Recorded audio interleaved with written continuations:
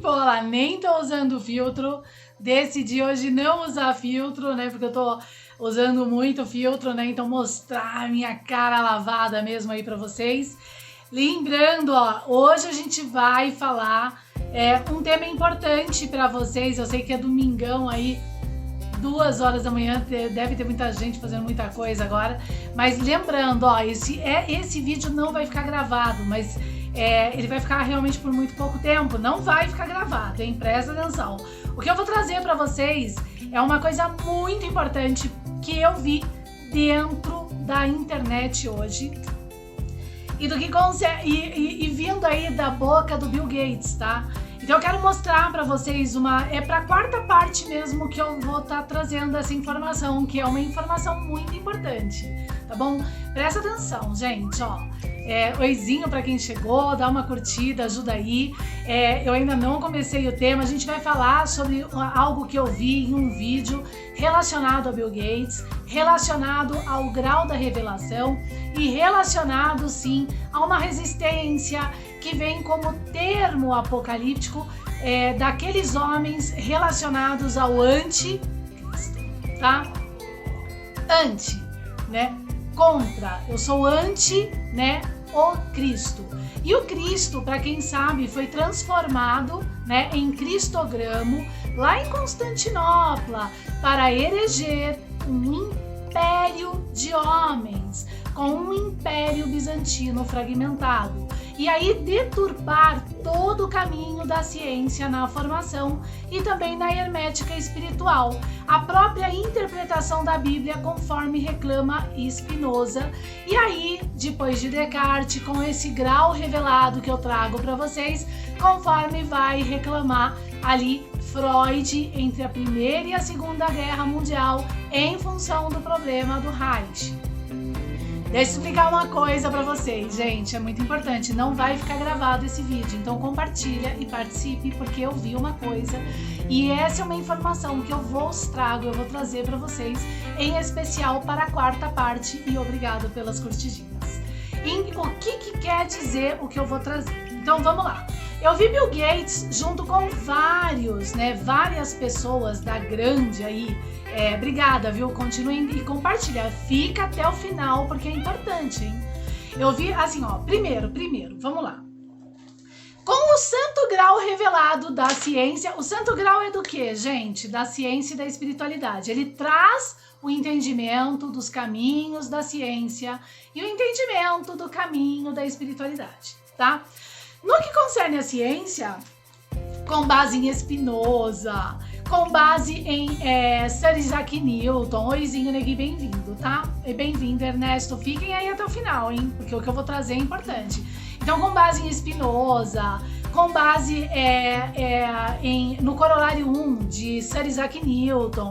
O que é o Santo Grau? Ele é uma trigonometria arqueológica, aonde quando você usa essa trigonometria, olha os valores dele aqui tudo, que são os números essenciais, você consegue cartesianamente mapear fenomenicamente os infinitos fenômenos do nosso universo. Oizinho, Carlos, fica até o final, porque eu vou trazer uma informação importante, tá? Para a quarta parte, a finais dos tempos, a gente está vivendo essa realidade. Então o que acontece? Através desse mapeamento, então você começa a entender o fenômeno. Mas de que forma? Dinamicamente.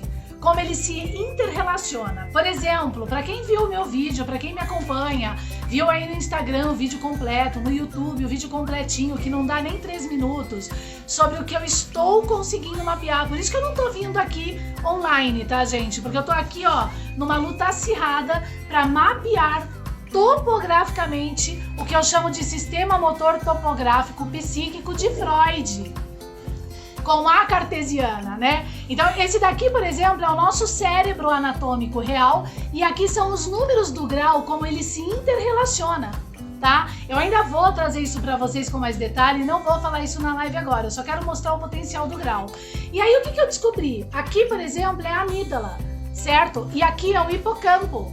E o que eu descobri? Que existe uma porta entre o VTA e existe uma porta entre a substância negra, que conforme ocorre na primeira tópica de Freud, o julgamento, né, da imagem, então ela vai passar aqui agora por cargas elétricas. Essas cargas, então, aqui no VTA e na substância negra, no sistema límbico, elas vão então reagir com mais intensidade ou menos intensidade numa dupla, tá?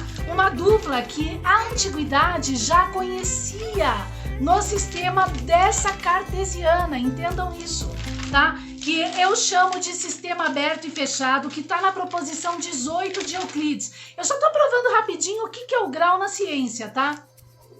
Que é aqui, ó. Então aqui, por exemplo, no SMTP que eu chamo, a gente tem o hipocampo, que é uma inervação, que passa um raio elétrico, tá? Vamos falar desse jeito. E aqui, ó, é o caminho da amígdala. A amígdala e o hipocampo no nosso cérebro atuam juntos. E lá na frente eles vão fazer conexão aqui na amígdala, ó.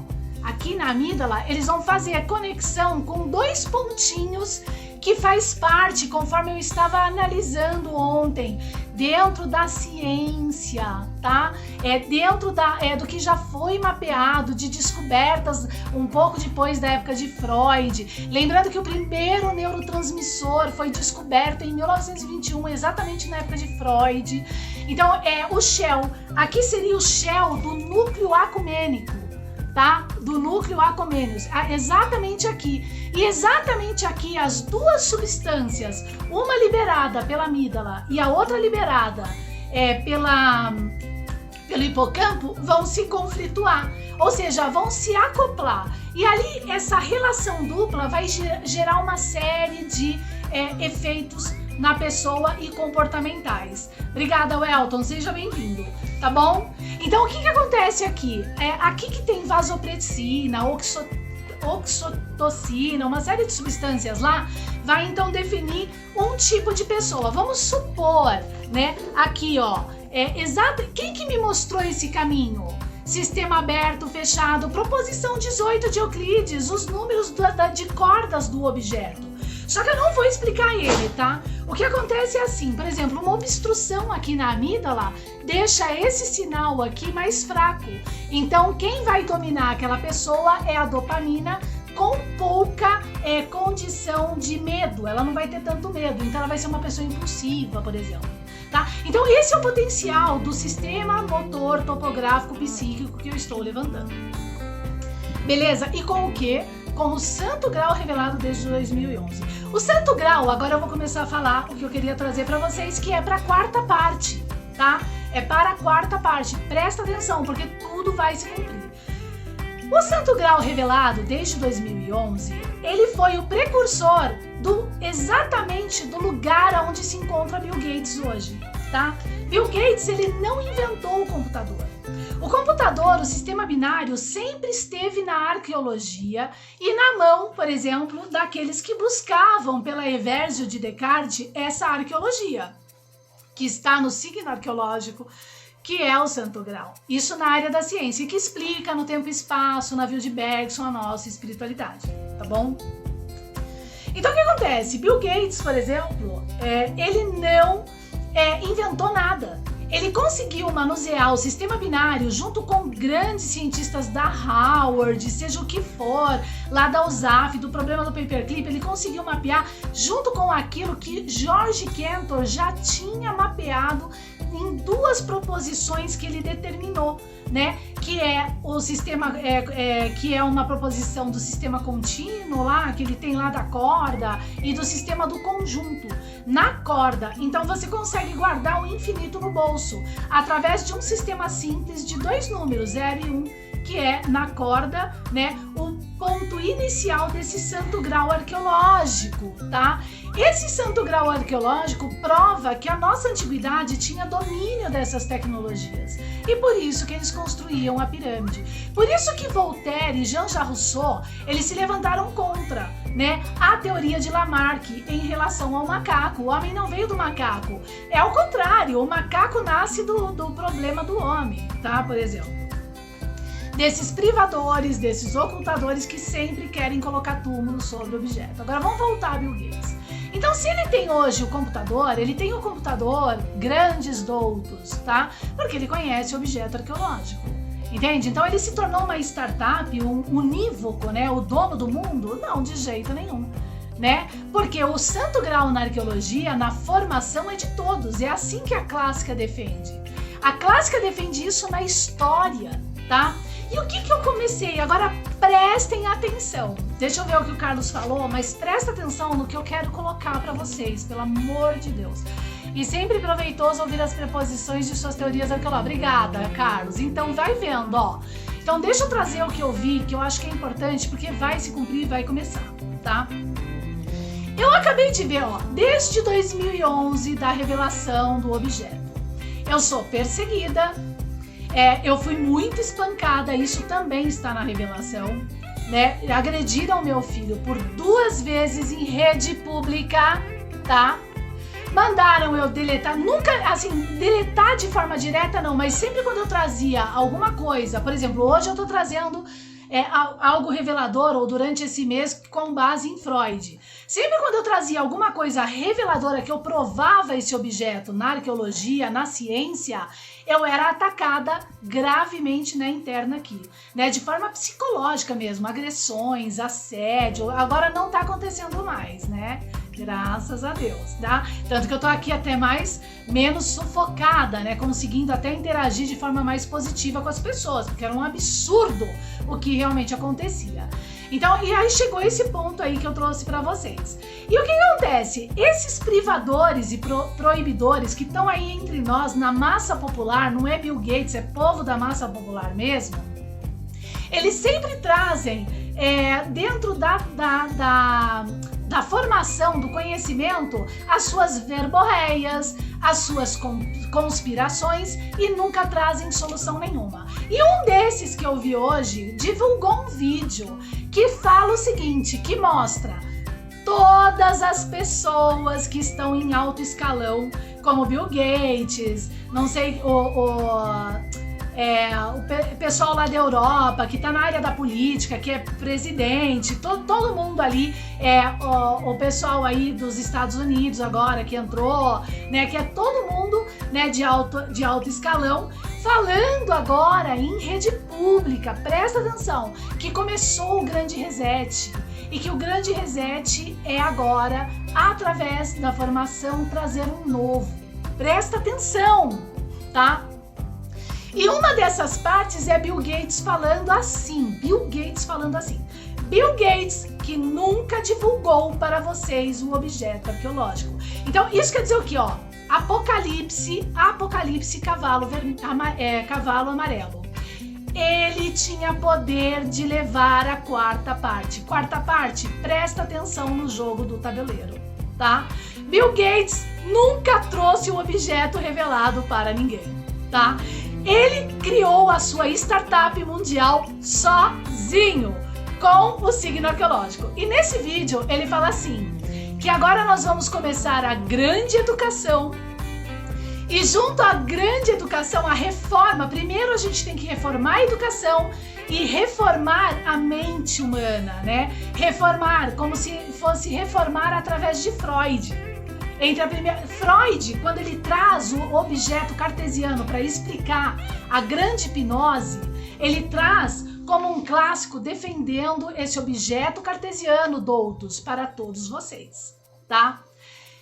O Bill Gates nunca trouxe esse objeto para vocês e sempre se colocou como manda-chuva dessa startup relacionada ao Windows, que domina o mundo todo, tá?